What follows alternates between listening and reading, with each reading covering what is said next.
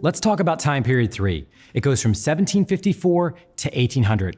And this is really the time period when the USA becomes the USA. So it's one of the most important time periods you're going to study. It's also when our most important documents are written: the Declaration of Independence, the Constitution, the Bill of Rights. It's critical for the AP U.S. history exam because it's the first of the 6 time periods that are covered on the DBQ. Up until 1754, all the material from period 1 and period 2 does not count for the DBQ. Now, the College Board tells teachers, look, you should dedicate about 12% of your class time to this specific time period. So it's on the higher end of that percentage. The beginning and end dates of this time period make a lot of sense because in 1754, you have the French and Indian War beginning. And that's what sets off the American Revolution.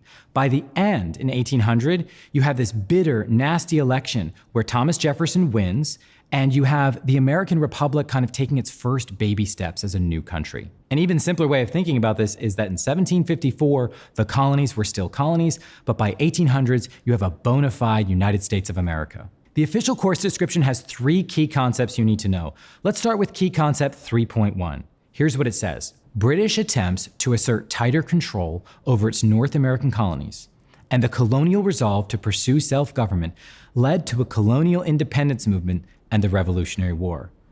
Now, I love this. I think this is so great because basically the official AP curriculum is blaming Great Britain for the revolution. What led to the colonial independence movement? British attempts to assert tighter control. Now, it was also this colonial resolve to pursue self-government, but that's in second place. It was the British attempts to assert tighter control that get the lion's share of the blame. And that's right? I mean, this is America. We won the war, we get to write our history, and our history says that it was Britain's fault. Now, actually, most scholars do agree with that idea, that the story of the American Revolution is a story of bad government. It's of a king who is stubborn and unwilling to change, a king who cracked down on his subjects who were thousands of miles away. Basically, Great Britain was completely out of touch with the colonies. Let's talk about how this happened, how the ununited colonies under British rule became the independent United States. In 1754, the British colonies were just a string of different kinds of settlements along the Atlantic Ocean. They were founded by different groups of people who had different motives. You have Maryland, the Catholic colony, Pennsylvania, the Quaker colony. You have colonies founded for religious freedom, colonies founded for cash crops. You have English people in Virginia and Swedes in Delaware. This is a very diverse set of settlements. But at this moment in 1754, it wasn't just British colonies. There was another colony to the north, and that was New France. New France was huge. It went all the way from the cold part of Canada through the cold part of the Midwest to the regular part of the Midwest to Louisiana. That's a huge territory.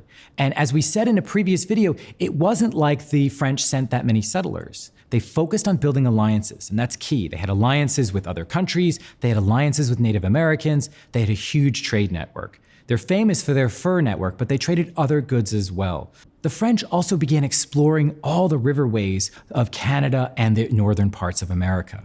Now, eventually, the British start moving westward. The British encroached on 2 people's territories. They started by stealing Native American land, and then they took French land. And eventually, this explodes into war. We call this war the French and Indian War. And the British send troops from Great Britain across the Atlantic, and they win the war against the French. But there's a problem. The British win the war, and in 1763, they tell the colonists, look, you guys have to share some of this debt. You have to pay some taxes. And that, needless to say, didn't go over well. You can think of all these taxes, the Stamp Act, and the Sugar Act, and the Tea Act. They lay a foundation of American resistance and American rebellion. The British also lay down something called the Proclamation of 1763. And in the Proclamation of 1763, the British attempted to assert tighter control by stopping westward migration. The French and Indian War creates 2 problems. The first is debt, that the British respond with taxes. The second is this westward migration, and the British respond with the Proclamation of 1763. So as these taxes kept coming down, the colonists began to develop an elaborate argument that this was all a big fix, that the British government had no right to do this. They developed a slogan, no taxation without representation. How can the American colonists be taxed if they have no representation in Parliament? So in this sense, the American Revolution is all about taxes. But the American Revolution was also about ideas, specifically ideas from the Enlightenment. And one of the main Enlightenment ideas you need to know is something we call social contract theory, or social compact theory. And it's a really simple idea. It basically says a king and his subjects are in a contract with each other. The king has to protect his citizens, and the people have to follow the law. If the people break the law, the king can throw them in jail or fine them. But if the king breaks the law, the people can eventually overthrow him. And that became the intellectual basis of the Declaration of Independence in 1776. Key concept 3.1 is just about the causes of the American Revolution, and they identify two. The first and most important is that the British attempted to assert tighter control. After the French and Indian War, they cracked down, they laid down the law, they made new taxes, they told people not to move westward. That didn't go well. And the second cause is exactly the American response. The American colonists were rebellious. They were filled with new ideas from the Enlightenment.